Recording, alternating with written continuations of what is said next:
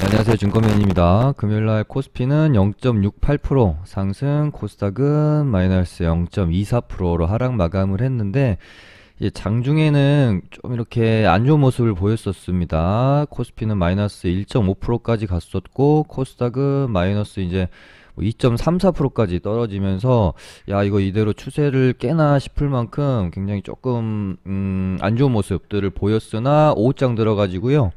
반등을 좀 시원하게 하면서 마감을 하는 패턴이었고, 이제 제 방송 보신 분들은 아시겠지만 이때 61선 딛고 반등 나온 다음에 지금 한 2주 넘게 계속해서 이 박스권 안에서 움직임을 보이고 있는 상황이에요. 여기서 이제 크게 막 벗어나지는 않고 있죠. 이때 당시에, 그러니까 이때도 박스권의 저점을 한번 깨놨고요. 이때도 박스권의 저점을 한번 깨면서 어찌됐건 이 안에서 계속적인 어떤 어려운 흐름들이 이어지고 있습니다. 뽑고 졸졸이 형태로 계속 밀고 저점 한번 깨놓고 말아 올리고, 졸졸이 형태로 계속 힘들게 빼다가 저점 깨고 말아 올리고, 뭐 이런 식으로. 그러니까 뭐 이런 구간에서 버티다가 뭐 이제 손절하게 되면은 반등 크게 나오고 이러면서 멘탈이 무너질 수가 있죠.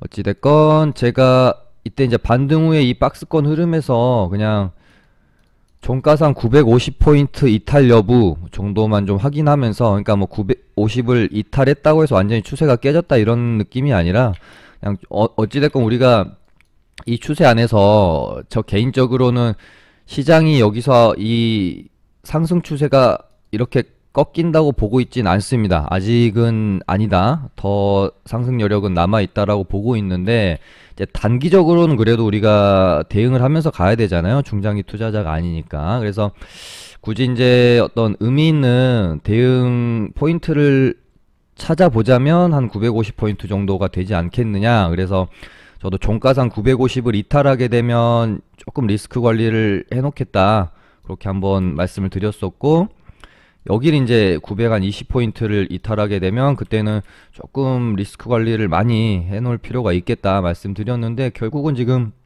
이날도 950포인트 찍고 멋있게 반등이 나왔고요. 근데 그러니까 이런 구간들이 굉장히 박스권을 이렇게 이탈을 하게 되면 워낙 시장도 좀 가격적으로 메리트가 없는 자리들 고가권에 있고, 언제 어떻게 투매 혹은 뭐 폭락 혹은 긴 조정이 나올지 모른다는 그 불안감에 굉장히 좀 투심이 좀 불안불안하고, 그러니까 시장 참여자들이 어떤 그 이제 좀 그 심리 상태가 불안할 수밖에 없는 이런 고가권의 영역에서 굉장히 변동성 크게 흔들어대기 때문에, 지금 뭐 주위를 둘러봐도 1월 중순 좀 넘어가지고 2월달 이 안에서 굉장히 지금 매매가 힘들고 손실도 좀 많이 보시는 분들이 굉장히 좀 많은 것 같아요. 아무튼 어려운, 굉장히 그 난이도가 있는 장이다라고 보시면 되겠습니다. 그래서 금요일도 61선까지 살짝 깨면서 굉장히 조금 위태위태한 모습을 좀 보였었지만, 결국엔 또 이렇게 반등을 세게 하면서 마무리가 되어졌고, 제가 리딩방에서도 말씀드렸던 게, 항상 이런 저점을 잡았을 때의 어떤 특징들을 보시면, 이때부터 보시면은 금요일날 어떤 그 극에 달하는 공포감이 나오고 월요일날 반등했고요. 요때도 설 연휴 앞두고 수요일날, 그러니까 주의 어떤 마감하는 주의 끝자락에서 좀 이렇게 저점을 잡는 모습들을 최근에 좀 계속 보여주고 있어요. 이때도 금요일이었고, 요때는 설 연휴 앞두고 수요일이었고. 그래서 저도 리딩반에서 금요일 까지 좀 보고 다음 주에 반등이 좀 나올 수도 있으니까 조금 더 버텨보자. 근데 다음 주도 만약에 추세를 회복하지 못하는 모습을 보이면 조금 리스크 관리를 하자, 그렇게 좀 말씀을 드렸었거든요. 근데 일단은 다행히 꼬리를 시원하게 좀 달아줬고, 코스피 같은 경우는 추세를 좀 돌리려고 하는 것, 어떤 그 준비를 박스권 안에서 계속 해나가고 있다. 박스권 하단에 오면은 계속 지속적으로 그냥 반등을 주고 있잖아요. 그래서 여기서 기간 조정 끝내고 결국엔 한 번 정도는 더 상승 흐름 이어가지 않겠느냐, 저는 일단은 그렇게 보고 있습니다. 주말 동안에 있었던 뉴스 살펴보면서 2월 이제 마지막 주를 조금 이렇게 준비를 해보시기 바랍니다. 일단 뭐 조금 핫했던 뉴스는 지금 메디톡스랑 대웅제약이랑 정말 오랫동안 보툴리늄 톡신 균주를 가지고 소송을 하고 있는 상황에서 뭐 이제 국내와 국외에서 조금 판결들이 계속해서 엇갈리는 모습들을 보이고 있죠. 근데 이번에 이제 미국 ITC 소송에서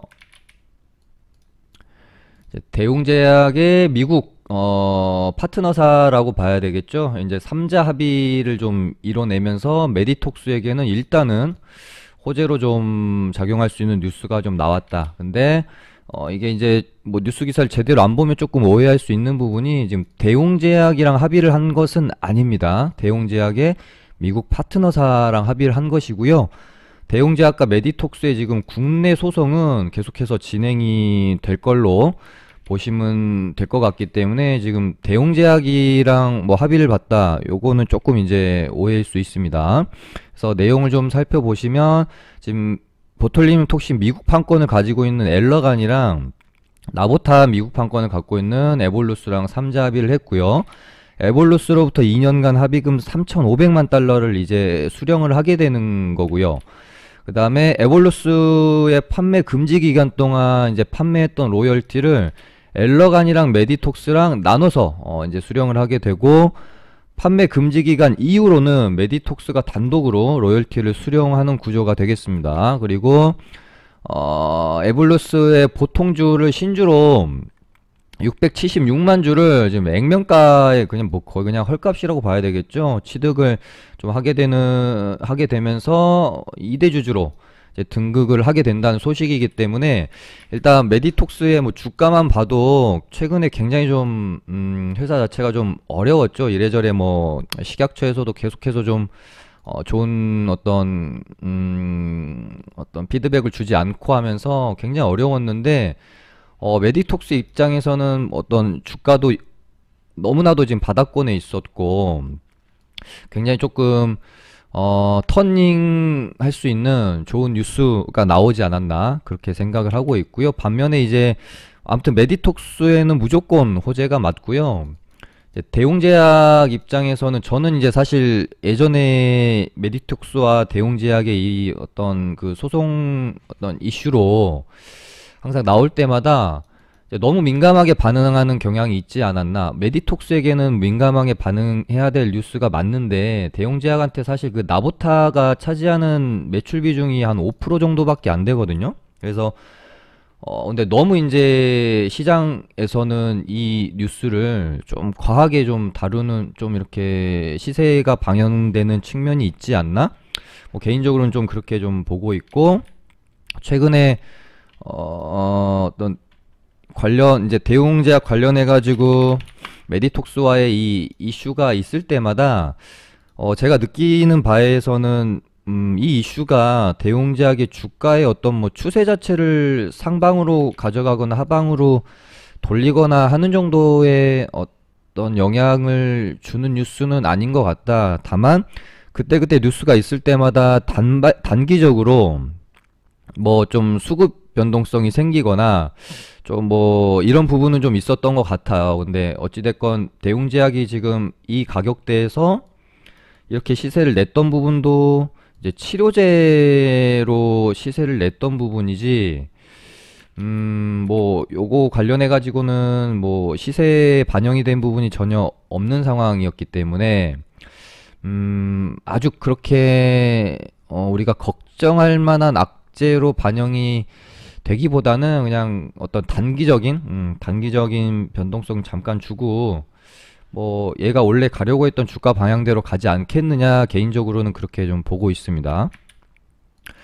그리고 뭐 이제 대웅제약 같은 경우는 뭐 이제 메디톡스와의 소송 가지고 일시적으로 뭐 어떤 주가 변동성이 생기더라도 결국은 지금 호이스타전 관련해 가지고 치료제에 대한 뉴스가 훨씬 이 종목한테는 중요하기 때문에 아주 그렇게 막 걱정할 필요는 없지 않을까? 그리고 최근에 이 주가라는 게 또 참 진짜 예측할 수가 없거든요. 시장에서 어떻게 받아들일지. 최근에 LG화학이랑 SK이노베이션이랑 있었던 소송에서도 LG가 승소를 했는데 오히려 주가는 LG화학은 떨어졌던 반면에 SK이노베이션은 개파락했다가 제자리를 찾아오면서 올랐어요. 그러니까 이런 식으로 뭔가 좀 시장에서 어떻게 이런 부분들을 받아들일지는 장이 열려봐야 아는 부분이기 때문에 일단 너무 미리 걱정할 필요는 없겠다. 그리고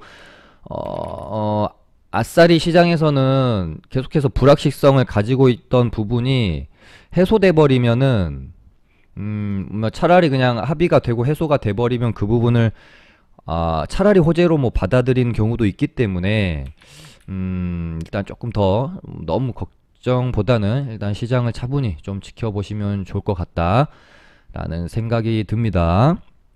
그 다음에 이제 뭐 있었던 뉴스가 이제 애플카가 계속해서 파트너사를 찾고 있는데 전부 이제 뭐 애플카가 거절을 당하는 건지 그냥 딜상에서 결렬이 되는 건지 모르겠지만 지금까지 어떤 언론에 릴리즈된 느낌으로 보면 그냥 다 뭐 이제 자동차 회사들에서 애플을 조금 더 꺼려하는 그냥 하청업체로 전략하는 것에 대해서 그렇게 긍정적으로 바라보지 않는 느낌이 더 강한 것 같아요.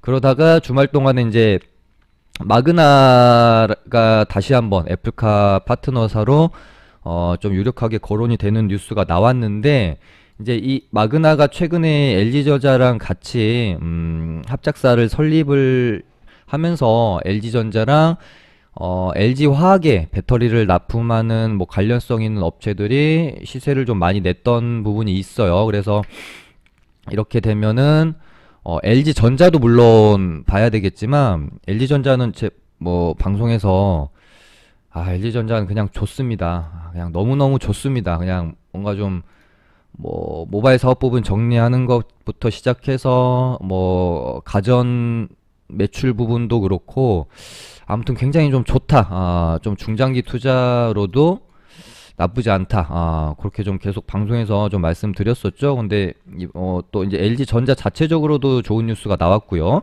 신용등급 올랐다는 것과 영업이익 3조 돌파의 긍정적인 면이 있다. 그리고 또 언제 어떻게 또 모바일 사업 부분을 좋은 가격에 매각을 하게 된다라는 뉴스라도 출연을 하게 되면 얘는 또 언제 또 급등을 할지 모르기 때문에 굉장히 좀 좋게 저도 보고 있습니다. 그래서 일단 LG전자, 뭐 LG전자 우선주 뭐 이렇게 이 뉴스가 월요일날 반영이 되는지 좀 보실 필요 있을 것 같고, 그 다음에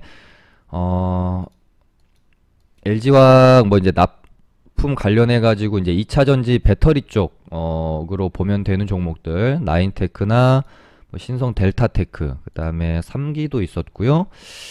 일단 제 눈에 가장 조금 뭔가 흐름이 좋아 보이는 것은 나라이멘디인 것 같아요. 얘도 저희가 요때부터 계속해서 좀 방송에서도 언급을 좀 많이 드렸던 종목이긴 해요. 요렇게 이제 박스권을 두고 이때 한번 박스권 돌파 14,000원을 시도를 하려고 했었는데 장이 이때 급격하게 꺾이면서 일단은 한번 다시 접었고요. 여기서 다시 이 박스권 돌파를 위해서 흐름을 이어갈 건지 지켜볼 필요가 있겠다. 그 다음에 뭐 최근에 너무 핫하죠. 비트코인이 실총 1조 달러를 돌파했다고 합니다. 56,000달러를 뚫었으니까 우리나라 뭐 돈으로 하면은 6천만 원 넘어서는 거죠. 뭐 예전에 뭐 이제 1억 달러 간다 그랬는데 1억 간다 그랬는데 이게 뭐 지금의 기세로라면 너무 그렇게 뭐 터무니없는 말로 받아들이기에는 현실성으로 다가오는 느낌도 있고요. 근데 어찌됐건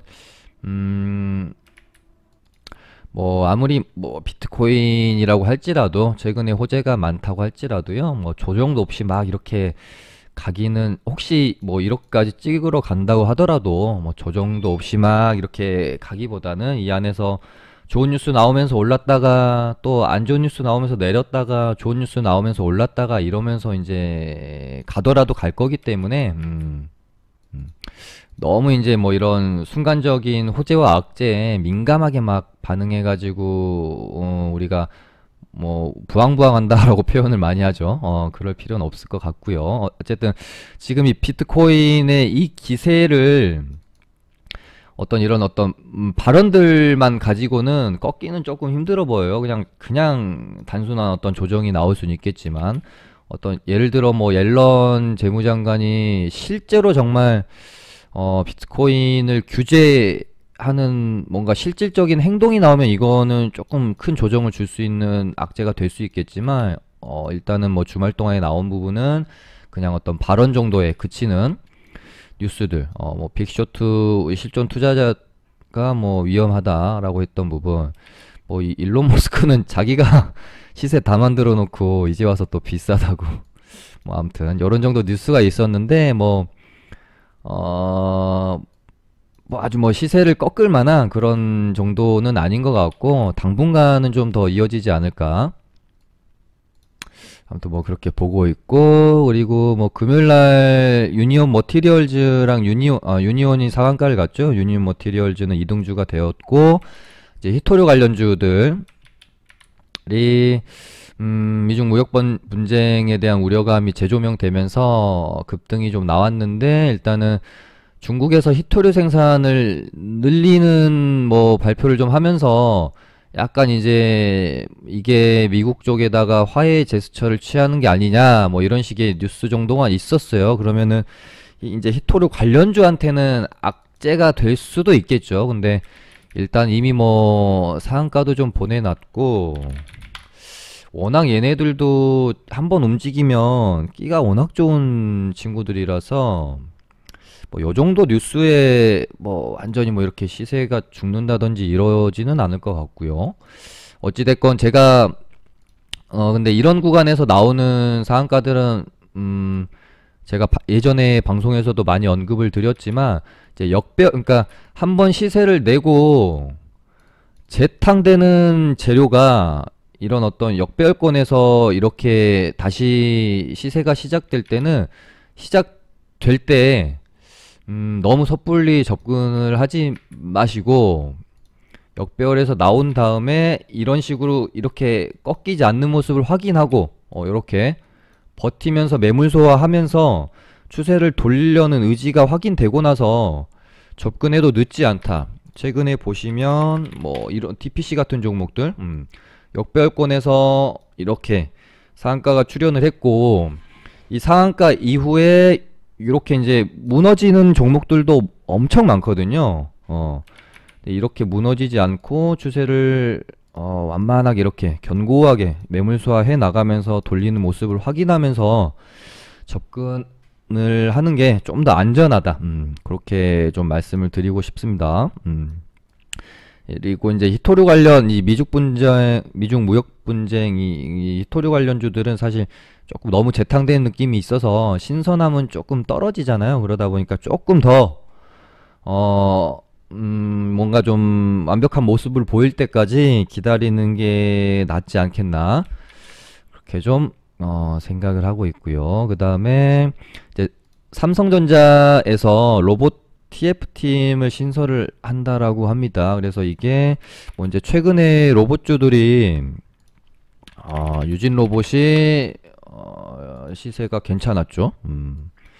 관련해 가지고 뭐 다른 데도 아니고 어찌됐건 일단은 시장에서 먹히는 삼성전자에서 로봇 TF팀을 꾸렸다고 하니까 이 부분이 로봇 관련주들의 어떤 시세를 한번 줄 수 있을지 지켜볼 필요는 있겠다. 근데 이렇게 또 찾아보니까 어떤 그 차트를 만들어가고 있는 흐름들이 그렇게 나쁘지 않죠. 다 한번 봉을 뽑아내도 전혀 어색하지 않을 자리들에 다 좀 있는 것 같습니다. 로봇 관련주들도 흐름이 나쁘지 않은 것 같고, 그 다음에 제가 조금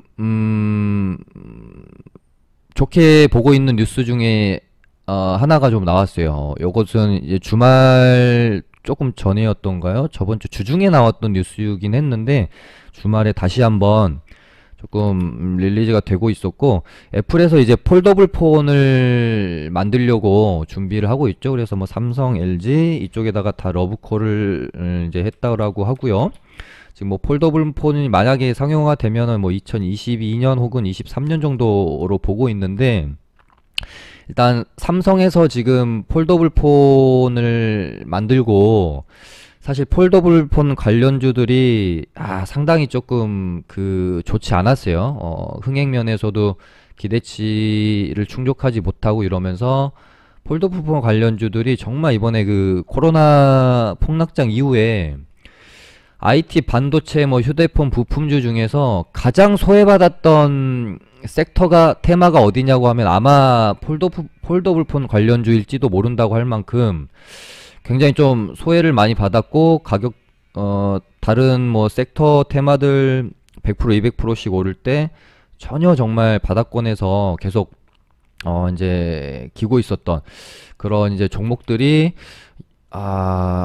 혹시 이번에 이제 시장이 다시 한번 상승 파동을 만들어 내게 됐을 때 어찌됐건 코스닥 기준으로는 IT 반도체가 가지 않을 수가 없거든요. 그래서 이렇게 되면은 이쪽도 한번 주목해 볼 필요 있겠다. 어찌됐건 제가 뭐 방송에서도 예전에 항상 말씀드리지만 시장이 상승 파동을 하나 만들어낼 때마다 이 상승 파동을 주도하는 섹터가 존재를 하거든요. 근데 항상 이때 상승 파동을 주도했던 섹터가 이때 또다시 하는 경우는 잘 없습니다. 그러니까 뭔가 좀 항상 상승 파동을 만들어낼 때마다 가격적으로 메리트가 있는 좀 바닥권에 있는 애들, 개인이 좀 많이 주목하고 있지 않은 종목들을 끌어올려서 시세를 내면은 개인들이 따라 붙으면 그때부터는 이제 또 팔고 다른 가격적으로 메리트 있는 종목들 들어가서 올리고 이렇게 좀 반복을 하는 경향이 있거든요. 그래서 최근에 좀 폴더블폰 관련주들도 너무 시세를 낸 게 없어가지고 저도 스윙으로 좀 어떤 종목들을 들고 가면 좋을까 막 이렇게 고민을 할 때 좀 찾아보고 있는 섹터는 맞거든요. 근데 이제 시간 비용을 너무 지불할 수 있기 때문에 너무 이렇게 바닥권에서 그냥 움직이고만 있을 때 들어가서 기다리기에는 우리는 단기 수익 매매를 하기 때문에 조금 그렇고, 이제 중장기 투자하시는 분들 입장에서는 뭐 모아가도 나쁘지 않을 만한 자리, 특히 뭐 세경하이텍 이런 애들도 있고요. 그쵸? 거의 뭐 코로나 폭락 나왔던 그때 가격대를 지금 유지하고 있어요. 심지어 여행주들도 코로나 폭락하기 전 가격대를 회복하고도 넘었는데 얘네들은 지금 이런 가격대에 있단 말이죠. 그다음에 뭐 KH 바텍도 있고요. 조금 수상하다는 느낌도 들죠. 이렇게 고개를 드는 모습들. 그다음에 얘는 차트가 그렇게 좋아 보이진 않습니다. 아무튼 뭐 가격적으로 굉장히 좀 메리트가 있다 라고 생각되어지는 건 세경하이테크랑 뭐 KH 바텍 정도일 것 같아요. 근데 KH 바텍이 어찌됐건 고개를 드러났기 때문에 121선 올라타고 또 조금 이렇게 조정 거치다가 한번 이렇게 갈 수 있는지 한번 지켜볼 필요가 있겠다 싶고요. 그 다음에 코로나 변이에도 효능이 괜찮다 라고 뭐 뉴스가 조금 나온 부분이 있는데, 이제 제넥신이랑 진원생명과학이거든요. 근데 제넥신 같은 경우는 국내에서 정말 그래도 조금 굉장히 조금 기대치가 높다가 임상 디자인을 이때 당시에 좀 이제 이 상태로 가다가는 개발을 하더라도 별로 화이자나 뭐 모더나나 아스트라제네카나 이런 친구들에 비해서 경쟁성이 많이 없겠다 싶어가지고 이때 당시 임상 디자인을 완전히 변경을 하면서 이제 실망 매물이 쏟아지면서 이렇게 이제 역배열 구간으로 들어갔었거든요. 그러다가 저번 주에 이제 기술 수출 뉴스가 뭐 1조 좀 넘었죠. 굉장히 좋은 뉴스가 나오면서 일단은 이 부분으로 추세를 다시 한번 돌려 세울 수 있을지 그 부분 좀 뭐 지켜봐야 될 것 같은데, 다른 뉴스도 아니고 뭐 기술 수출이기 때문에 턴 할 수 있는 충분한 호재라고 저는 좀 보고 있고요. 반면에 지금 같이 얘기되는 게 이제 진홍생명과학인데, 얘는 좀 이렇게 한번 이렇게 해먹고 너무 이제 주가 자체가 역배열 구간에서 힘이 없는 상황이죠. 시장에 관심도 딱히 없고. 그래서 뭐 혹시 시세가 나더라도 조금 이게 단발성으로 끝날 수 있지 않을까? 얘는 뭐 이런 뉴스 말고 실질적인 어떤 뭐 백신에 대한 이야기가 나와줘야 다시 한번 파동을 낼 수 있겠죠. 그 다음에 일본에서 요청한 K 주사기 이야기가 또 조금 나왔고요. 정보에서 먼저 코로나 백신 뭐 이제 이 주사기 이야기 하면서 관련 뭐 백신 협상도 도왔다 뭐 이렇게 있었는데 좀 많이 아쉽네요. 뭐가 아쉽냐면 세운 메디칼이 한 요때였나? 전혀 정말 뭐 주사기 관련주들을 아무도 보고 있지 않을 때 제가 한번 방송에서 다뤄드렸던 적은 있어요. 우리나라에서 이제 실제로 코로나 백신 접종이 시작이 되게 되면 어떤 주들이 움직일까를 생각해 봤는데 예전에 뭐 이제 해외 백신 관련주들 한참 핫했었던 뭐 예를 들어 화이자는 뭐 우리바이오나 뭐 제일약품이나 뭐 케이팩 생명과학 얘네들이 움직일 것 같진 않고 그렇다면은 뭐 운송 관련주들 뭐 콜드체인 관련주들 그것도 조금 아닌 것 같고 주사기 관련주들이 좀 움직일 수 있겠습니다. 그때 세운 메디칼 요 정도 있을 때 아무튼 그때 주사기 관련주들이 한번 움직일 수도 있겠습니다 말씀드리면서 이때 당시에 또 무슨 뉴스가 있었냐면은 일본에서 이제 특수 주사기가 없어가지고 백신을 1200만여 분인가요? 그걸 지금 폐기 처분하게 생겼다라는 뉴스가 있었어요. 그래서 주사기 관련주 괜찮은 것 같아요 하고 방송에서 제가 말씀을 드렸는데 세운 메디칼이 생각이 안 나가지고 뭐 2등주 3등주였던 신신제약이었나 이때 당시에 이때 당시에 얘도 주사위 관련해가지고 좀 갔었거든요. 신신제약이랑 아무튼 생각이 안 났었습니다. 세운 메디칼이. 아주 못 짚어드렸는데 어찌됐건 결국에는 시세를 한번 냈는데 좀 아쉽네요. 일단 거래량 터치면서 음봉이 떨어져 버렸기 때문에 조금 아쉽다. 근데 음봉이 떨어져도 여기 한 8,100원 정도는 종가상 좀 지켜줬으면 좋았을 것 같은데 조금 아쉽긴 하네요. 얘는 여기는 깨면 안 될 것 같아요. 7,550원. 여기를 너무 이렇게 크게 이렇게 이탈하지 않고 여기서 이렇게 좀 뻐겨주는 모습이 출현을 해줘야 일부러 뭐 이제 갭 띄운 음봉 발생시켜 놓고 요렇게 이제 요렇게 채워서 돌리는 경우도 많기 때문에 요 정도 좀 많이 봐도 7,000원 여기를 깨지 않고 조금 유지해주면서 돌아나간 흐름을 지켜본 다음에 접근하는 게 좋을 것 같습니다. 그 다음에 최근에 이제 쿠팡 때문에 불을 지펴가지고요. 이제 티몬도 국내 이커머스로는 1호로 상장에 한번 착수를 한다고 하고요. 쿠팡이랑 스푸트니크 관련주들도 한번 봐야 되겠죠. 방송에서 한번 언급 드린 것처럼 쿠팡 관련주는 저는 막 이대로 이렇게 이걸 끝으로 이렇게 죽기보다는 흐름이 조금 더 이어질 수도 있다라는 입장입니다. 그렇다고 여기서 뭐 이렇게 간다는 소리가 아니고요. 조정을 혹시 거치더라도 충분히 한 번 정도 더 파동을 만들어낸다거나 아니면은 최소한 뭐 전고점까지 한 번 정도 더 찍어주는 흐름 여기서 막 이렇게 죽지는 않을 것 같아요. 일단은요. 그런 것들을 어떤 걸 보면서 좀 느끼냐면 얘네가 이대로 테마 자체가 죽어버리려고 하면 동방 이렇게 고점 찍고 무너지는 모양새에서 다 같이 죽어야 되는데 그렇지 않습니다. 보시면은 또 산발적으로 서울식품 이런 애들 반등 나오고 또 그러니까 인터파크 이런 애들도 보시면은 추세를 죽이지 않고 또 이 안에서 순환매가 도는 모습을 보이거든요. 그리고 또 그렇게 보고 있는 이유는 뭐냐면 2차 파동에서 그러니까 요때 상승 조정 이 상승에서 여기서 만약에 상한가가 3방이 아니라 한 뭐 4방 혹은 뭐 한 5방 보내놓고 만약에 이렇게 조정이 나왔으면 요거는 조금 제가 안 좋게 봤을 겁니다. 근데 3방이라서 이렇게 끝내기에는 재료의 크기 자체가 너무 큰데라는 생각을 지울 수가 없는 거죠.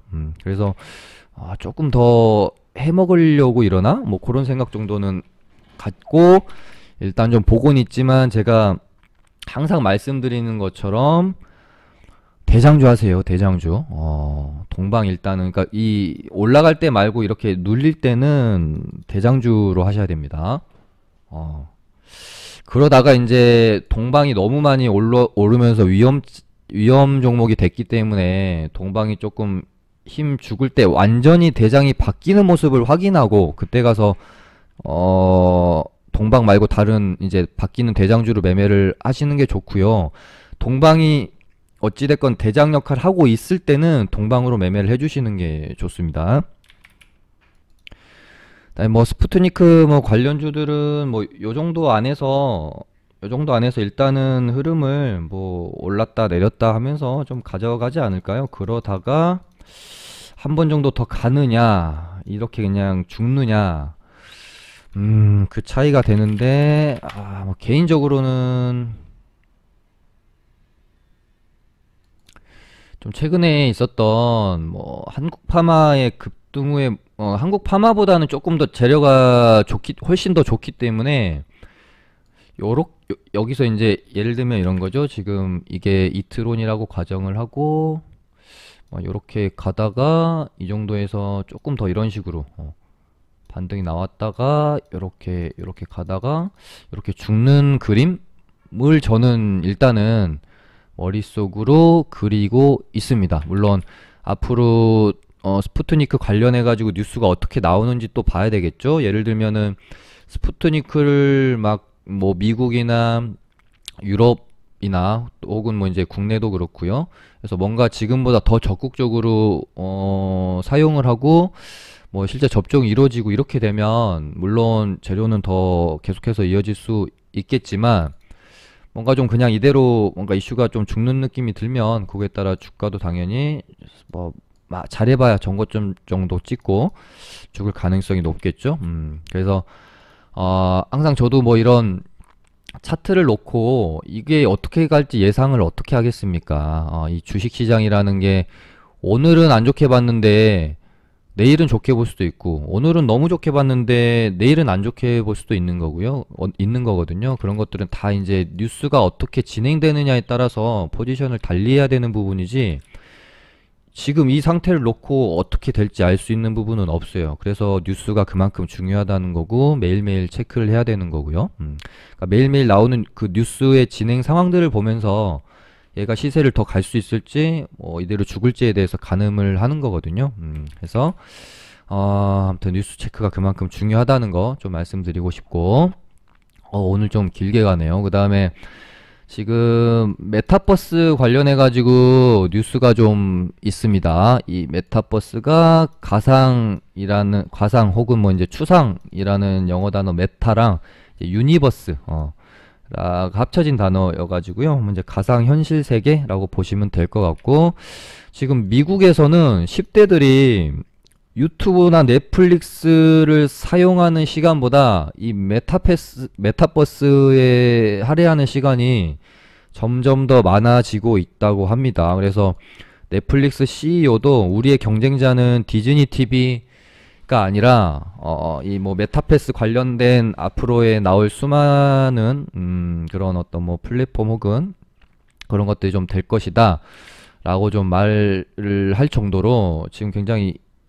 지금 그러니까 뭘 우리는 이제 봐야 되냐면은 AR이나 뭐 VR 관련주들이 메타버스 관련해 가지고 혹시 좀 움직일 수도 있다. 그렇게 보시면 되겠죠. 그래서 지금 AR, VR 관련주로는 지금 제가 지금 생각나는 게 뭐 이렌텍 있고요. 뭐 나쁘지 않죠. 언제 어떻게 한번 뽑아내도 이상하지 않을 만한 그런 자리에 좀 있는 것 같고 예전에 뭐 엮였던 게 뭐 한빛소프트, IM 얘네는 좀 그렇네요. 차트가 뭐 하나마이크로는 최근에 반도체로 갔었고 YJ, M게임, 뭐 덱스터 일단은 뭐 이렌텍이 제일 좋아 보이긴 합니다.